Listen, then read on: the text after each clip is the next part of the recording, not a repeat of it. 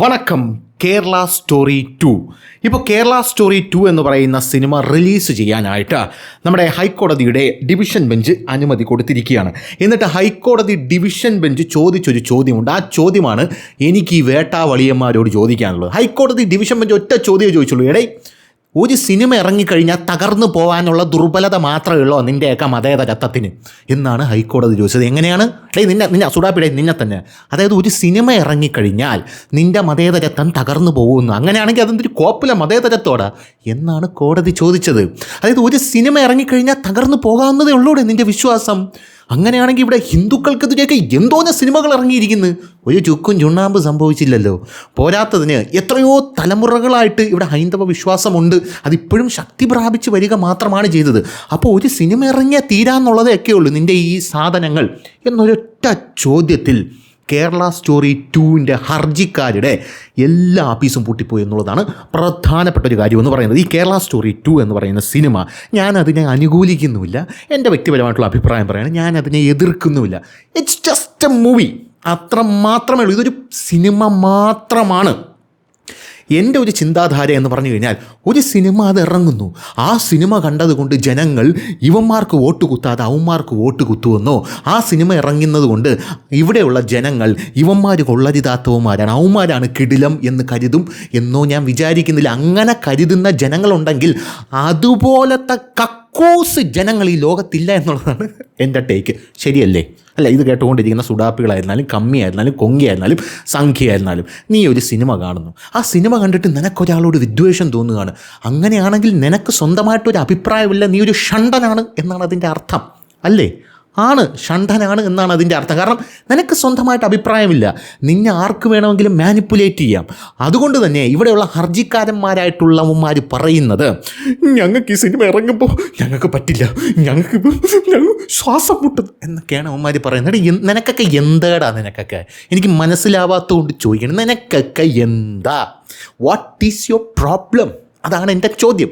ഇതാണ് കോടതി ചോദിച്ചത്. കോടതി ചോദിച്ചത് ഇത്രയും ഉള്ളൂടെ ഇതിൻ്റെ മതേതരത്വം. അങ്ങനെയാണെങ്കിൽ അതെന്തോ കോപ്പിലെ മതേതരത്വമാണ്. ഇത് മതേതരത്വത്തിൻ്റെ പ്രശ്നമല്ല. ഇവിടെ ഹിന്ദുക്കളെ അപമാനിച്ചുകൊണ്ട് ഒരുപാട് കാര്യങ്ങൾ ഇറങ്ങുന്നുണ്ട്. അതിനൊക്കെ കിടന്ന് ബഹളം വയ്ക്കുന്ന ആരാണ്? സോ കോൾഡ് സംഖ്യകൾ എന്നാണ് ഇവർ പറയുന്നത്.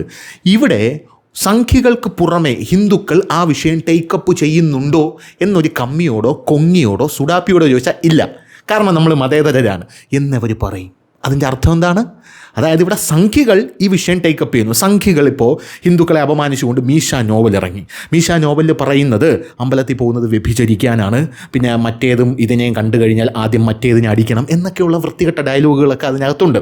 സാധാരണ ഹിന്ദു രാവിലെ എഴുന്നേക്കുന്നു, പല്ലി കഴിക്കുന്നു, അവൻ്റെ ജോലിക്ക് പോകുന്നു, അത്ര മാത്രമാണ് ചെയ്യുന്നത്. സംഖ്യകളായിട്ടുള്ള ആൾക്കാർ ഇതിനെ അടപടലം എതിർത്തു. ഇറ്റ്സ് പ്യുവർ പൊളിറ്റിക്കൽ എന്ന് ഞാൻ വേണമെങ്കിൽ പറയാം. അങ്ങനെ സാധാരണ ഹിന്ദുവിനൊരു ചുക്കും ചുണ്ണാമ്പും ഇവിടെ സംഭവിച്ചില്ല, സംഭവിക്കാൻ പോകുന്നില്ല എന്നാണ് കമ്മിക്കുട്ടന്മാർ പറയുന്നത്. സോ ദേ ആർ മതേതരർ. പക്ഷേ ഇതേ കമ്മിക്കുട്ടന്മാർ പറയുന്നത് കേരള സ്റ്റോറി ഇറങ്ങുമ്പോൾ സാധാരണ മുസ്ലിമിൻ്റെ വികാരം ഇത് വ്രണപ്പെടുത്തും എന്നാണ് അവർ പറയുന്നത്. അപ്പോൾ അവർക്ക് മതേതരത്വം ഇല്ലേ? ഇതാണ് എൻ്റെ സിമ്പിളായിട്ടുള്ള ചോദ്യം. അല്ലെ, ഇവന്മാർ പറയുന്നതാണ്. അതായത് കേരള സ്റ്റോറി ഇറങ്ങുമ്പോൾ മുസ്ലിമിൻ്റെ വികാരം വ്രണപ്പെടും, അപ്പുറത്ത് സാധാരണ ഹിന്ദുക്കൾ ഇതിലൊന്നും വ്രണപ്പെടില്ല. അത് കേരളം, ഇത് കേരളമാണ്, ഇത് കേരളമാണ് എന്ന് പറയുന്നു. കുറേ എണ്ണം ഇറങ്ങിയിട്ടുണ്ട്, കുറേ അലവലാദികൾ. എനിക്ക് മനസ്സിലാവുന്നില്ല ഈ കേരള സ്റ്റോറിക്ക് പിറകെ അതിൻ്റെ മറ്റേ താങ്ങി പിടിച്ചുകൊണ്ട് മറ്റതാണ് മറിച്ചതാണെന്നൊക്കെ പറഞ്ഞുകൊണ്ട്. ഇതൊരു സിനിമയാണ്. ഒരു സിനിമ കണ്ടു കഴിഞ്ഞാൽ തകർന്നു പോകാനുള്ള മതേതരത്വം മാത്രമേ ഇവിടെ ഉള്ളൂ എങ്കിൽ പ്രബുദ്ധർ എന്നുള്ള വാക്ക് അങ്ങോട്ട് എടുത്ത് മാറ്റിക്കളയണം Devi. Please, I don't want to hear that.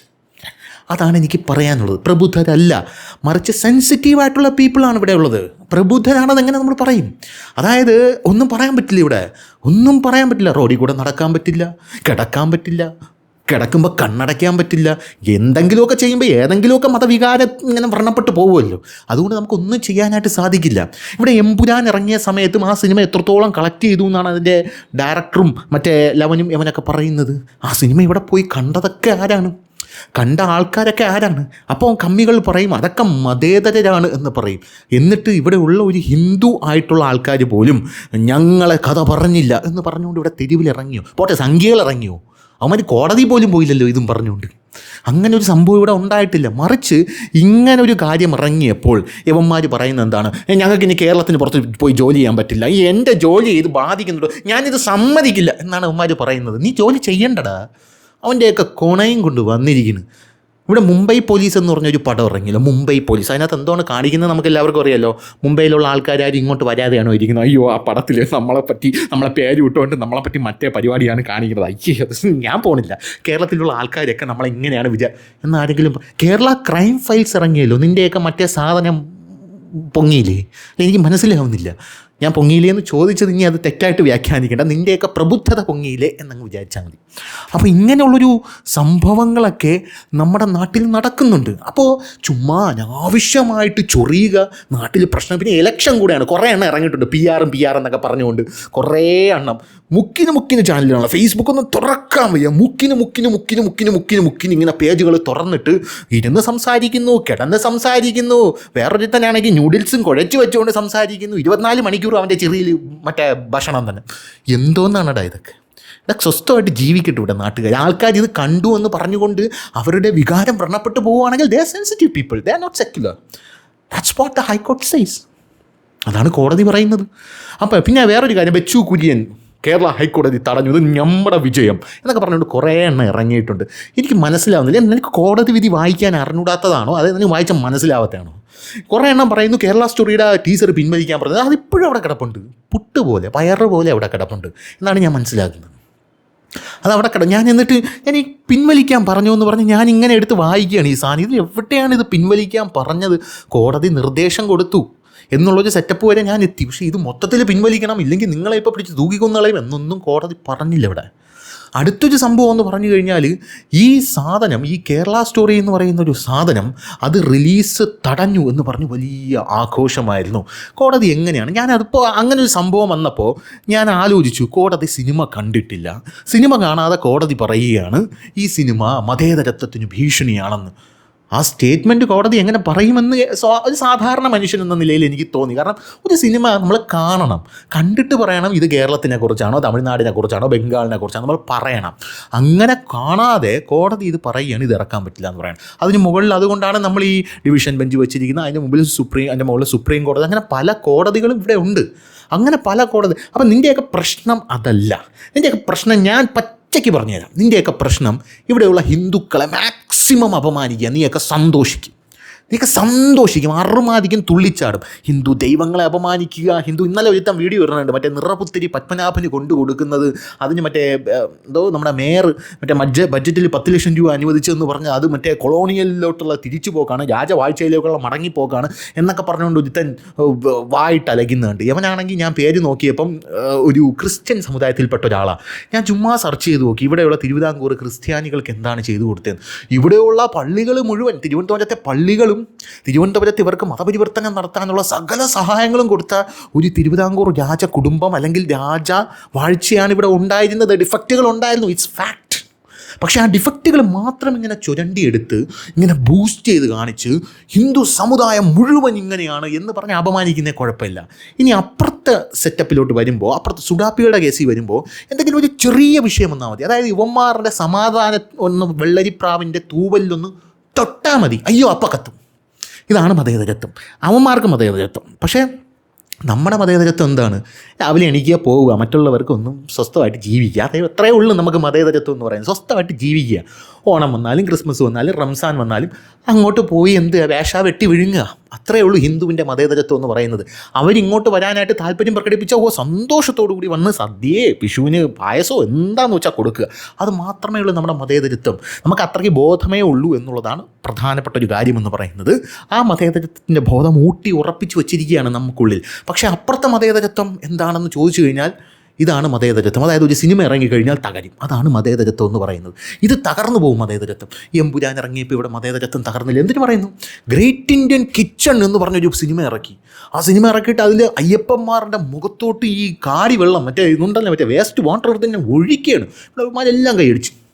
ആദിഗംഭീരം, ഒരു രക്ഷയില്ല, പൊളിച്ചാടിക്കി എന്ന് പറഞ്ഞ് ഇവന്മാരെല്ലാം കൈയടിച്ച്. എന്തോന്നിടേ ഇതൊക്കെ? മറ്റെല്ലാം കൈയടിച്ച്. ഗ്രേറ്റ് ഇന്ത്യൻ കിച്ചൺ എന്ന് പറഞ്ഞ് കാണിക്കുന്നത് കേരള കിച്ചണാണ്. ഇന്ത്യയിലെ ജനങ്ങൾ ഇത് ഞങ്ങളെക്കുറിച്ചാണ്, ഞങ്ങളെ മാത്രം ഉദ്ദേശമാണെന്ന് പറയുന്നത് രംഗത്തെത്തിയില്ലല്ലോ. അങ്ങനെ എത്തിക്കഴിഞ്ഞാൽ നിൻ്റെയൊക്കെ ആഫീസ് പൂട്ടിപ്പോകും. അതുകൊണ്ടാണ് അവരാരും രംഗത്തെത്തി. ഇത് കണ്ട ആൾക്കാർ പോലും ഫേസ്ബുക്കിൽ കൊണച്ചെഴുതി ഇടുന്നതല്ലാതെ വേറെ ഒന്നും ചെയ്തു, ഒരു കുപ്പിച്ചില്ല് പോലും ഒരിടത്തും പൊട്ടിയിട്ടില്ല. അത്രയേ ഉള്ളൂ. അതായത് ഈ സ്വർണം എന്ന് പറഞ്ഞ സാധനം ഉണ്ടല്ലോ, സ്വർണം അത് അവിടെ ഇരിക്കും എത്ര നാളായിരുന്നാലും. എന്നാൽ മറ്റേ ഡ്യൂപ്ലിക്കേറ്റ് ഗോൾഡ് ഉണ്ടല്ലോ, അതവിടെ ഇരിക്കുമ്പം അത് ഡ്യൂപ്ലിക്കേറ്റ് ആണെന്ന് ആരെങ്കിലും വിളിച്ചു പറഞ്ഞാൽ അത് കൈവശം വെച്ചുകൊണ്ടിരിക്കുന്നവൻ പാനിക്കാവും. അതാണ് ഇവിടെ നടന്നുകൊണ്ടിരിക്കുന്ന മതേതരത്വം. ഇപ്പുറത്തെ ഒറിജിനൽ സ്വർണ്ണമാണ്, അതിന് ഡ്യൂപ്ലിക്കേറ്റ് ആണെന്ന് വിളിച്ചു പറഞ്ഞാലും എന്താടാ പോടാ എന്ന് പറയും. അത്രയേ ഉള്ളൂ സംഭവം എന്ന് പറയുന്നത്. അപ്പോൾ കേരളം എന്ന് പറയുന്ന നമ്മുടെ നാടിനെ തകർക്കും എന്നൊക്കെ പറയുന്ന സിനിമ ഇഷ്ടം പോലെ പടങ്ങൾ ഇതിനു മുമ്പേ കേരളത്തിൽ നിന്ന് ഉണ്ടായിട്ടുണ്ട്. കേരളത്തിലുള്ള ആൾക്കാർ ഉത്തരേന്ത്യക്കാർ എങ്ങനെയാണ് പോർട്രേ ചെയ്യുന്നത്, അതെങ്ങനെയാണ് പോർട്രേ ചെയ്യുന്നത്? ചാണകം, പശു, ഗോമൂത്രം, ചാണകം തിന്നുക, ഇങ്ങനെയൊക്കെ പറഞ്ഞ് പല സിനിമകളിലും ഇത് വന്നിട്ടുണ്ട്. ഉത്തരേന്ത്യക്കാർ ശ്രദ്ധിക്കുന്ന പോലുമില്ല ഇതൊന്നും എന്നുള്ളതാണ് നമുക്ക് മനസ്സിലാക്കേണ്ട ഒരു കാര്യം എന്ന് പറയുന്നത്. നാളെ ഇവിടെ ഒരു പെരുമ്പാമ്പിനെ തിന്നണം, തായ്ലൻഡിൽ തിന്നുന്നുണ്ടല്ലോ എന്ന് പറഞ്ഞു കഴിഞ്ഞാൽ തിന്നാൻ പറ്റില്ല. കാരണം പെരുമ്പാമ്പെന്ന് പറയുന്നത് വൈൽഡ് അനിമലാണ്, അതിൽ ഉൾപ്പെടുത്തിയിരിക്കുന്നതാണ്. അത് നമ്മൾ ഉൾപ്പെടുത്തി. അപ്പം വേണമെങ്കിൽ കമ്മികൾ ഇങ്ങനെ ചോദിക്കുക, അതായത് എന്തിനു ഉൾപ്പെടുത്തി, ആ നിയമം പിൻവലിക്കണം എന്ന് പറയുമ്പോൾ ആ ബുദ്ധിമാർ കൊള്ളുക, നമ്മൾ മനസ്സിലാക്കണം. ഇനി കോടതി എന്താണ് പറഞ്ഞതെന്നും കൂടെ ഞാൻ നല്ല വെടിപ്പായിട്ട് ഞാൻ വായിച്ചു തരാം. കോടതി പറഞ്ഞ സംഭവം എന്ന് പറഞ്ഞാൽ, ഒരു സിനിമ മതപരമായ തത്വങ്ങളെ ഇളക്കി മറിക്കാൻ തക്ക വിധം നമ്മൾ ദുർബലരാണോ എന്നാണ് കോടതി ചോദിച്ചത്. ഒന്നുകൂടെ പറഞ്ഞുതരാം.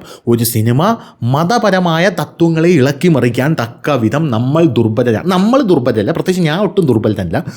ദുർബലരായിട്ടുള്ള കുറേ ടീമുകൾ ഇവിടെയുണ്ട്. അവന്മാരെ പിടുക്കുന്ന അങ്ങനെയാണ് ഇവിടെ ഉള്ള കുറേ എണ്ണം നടക്കുന്നതും. എന്തായാലും ഇടക്കാല ഉത്തരവ് തുടരുന്നതിനെ ചോദ്യം ചെയ്ത് പുനഃപരിശോധനാ ഹർജി വേഗത്തിൽ പരിഗണിക്കണമെന്നും ഇടക്കാല സ്റ്റേ അതിനിടയിൽ പ്രാബല്യത്തിൽ വരരുതെന്നും മുതിർന്ന അഭിഭാഷകൻ വാദിച്ചു. ഒരു സിനിമ മതത്തിൻ്റെയും വിശ്വാസങ്ങളെയും തത്വങ്ങളെയും അപകീർത്തിപ്പെടുത്തുകയോ ഇളക്കി വിടുകയോ ചെയ്യത്തക്ക വിധം നമ്മൾ ദുർബലരാണോ?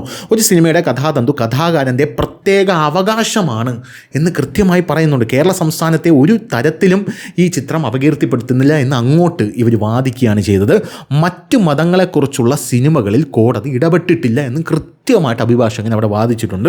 അതായത് ഹിന്ദു ദൈവങ്ങളെയോ ഹിന്ദു ദൈവ പുരുഷന്മാരെയോ കത്തോലിക്ക പുരോഹിതന്മാരെയോ ചിത്രീകരിക്കുന്നതോ കളിയാക്കുന്നതോ ആയ നിരവധി സിനിമകൾ കോടതി ഇടപെട്ടിട്ടില്ല എന്നും കൃത്യമായിട്ട് അവിടെ വാദിച്ചു. മറ്റെല്ലാ മതങ്ങളെയും ആക്ഷേപഹാസ്യത്തിനോ വിമർശനാത്മക ചിത്രീകരണത്തിനോ വിധേയമാക്കിയിട്ടുണ്ടെങ്കിൽ കോടതി ഇടപെട്ടിട്ടില്ലെങ്കിൽ ഈ കേസിൽ എന്തിന് ഇടപെടുന്നു, ഈ കേസിലും ഇടപെട്ടത് എന്നാണ് കൃത്യമായിട്ട് വാദം മുന്നോട്ട് വന്നത്. വാണിജ്യപരമായിട്ടുള്ള തടസ്സം സൃഷ്ടിപരമായ പ്രവർത്തനങ്ങളെ നശിപ്പിക്കും എന്നും കൃത്യമായി വാദിച്ചു. ഇങ്ങനെ ഒരുപാട് കുറിക്കുകൊള്ളുന്ന വാദങ്ങളുണ്ട് അവിടെ എന്ന് പറഞ്ഞാൽ. കുറിക്കുകൊള്ളുന്ന ഈ സംഭവം എന്ന് പറഞ്ഞാൽ കുറേ എണ്ണം PR അടുത്ത് ഇറങ്ങിയിട്ടുണ്ട്. ഇപ്പോൾ അടുത്ത UDF ജയിപ്പിക്കാനും LDF ജയിപ്പിക്കാനും. പക്ഷേ BJP താരതമ്യേന കുറച്ച് വർഗീയത പറയുന്ന BJP ആണ് ഇപ്പം കേരളത്തിൽ. അത് ഈ ഇലക്ഷൻ ആയതുകൊണ്ടാണ്. പക്ഷേ ഇവന്മാർക്ക് എങ്ങനെയെങ്കിലും എന്തെങ്കിലുമൊക്കെ പറയിപ്പിച്ചല്ലേ പറ്റൂ. എല്ലായിടത്തും BJP ആണ് കൂടുതൽ പറയുന്നത്. പക്ഷേ ഇവിടെ കേരളത്തിൽ BJP ആണ് ഏറ്റവും കുറവ് വർഗീയത പറയുന്നത്. തിരുവനന്തപുരം മേയറാണെങ്കിൽ അങ്ങേരെ ഫ്രണ്ടിൽ പോയി പെറ്റ് കിടന്നിട്ട് പോലും ഒരു വാക്ക് അങ്ങനെ വായിന്ന് വീണ് കിട്ടുന്നില്ല. മാക്സിമം ശ്രമിക്കുന്നുണ്ട്. അവസാനം മറ്റേ ഹിന്ദു സമ്മേളനം ഇതാ നമ്മുടെ ആശാനാഥ് ഡെപ്യൂട്ടി മേയർ ഇവിടെ ഇരുന്ന് ഉദ്ഘാടനം ചെയ്യാൻ ശ്രമിച്ചു എന്നൊക്കെ പറഞ്ഞ് അടിച്ചിറക്കി എല്ലാം ചീറ്റി പണ്ടാതെ തുടങ്ങിപ്പോയി. അവസാനമാണ് ഈ നിറവുത്തരിയും പൊക്കി പിടിച്ചുകൊണ്ട് വന്നിരിക്കുന്നത്. എന്ത് ചെയ്യാൻ പറ്റും? സത്യമായിട്ട് എന്ത് ചെയ്യാൻ പറ്റും?